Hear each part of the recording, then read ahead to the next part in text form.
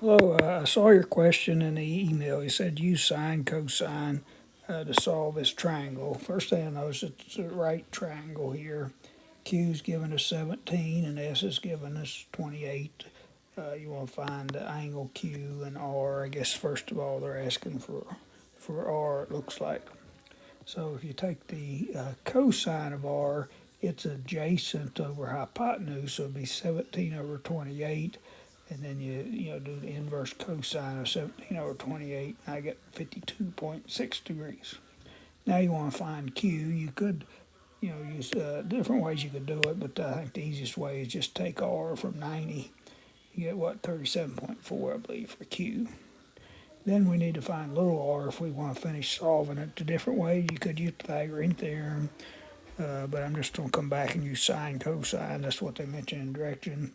So the sine of r, so sine of r be opposite, which is lowercase r over the hypotenuse s, which is 28. And we know r from over here.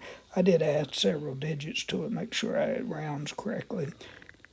So then you multiply each side by 28, so it's 28 times sine of 52.6168 degrees. It comes out 22.2 feet. Hope that helps.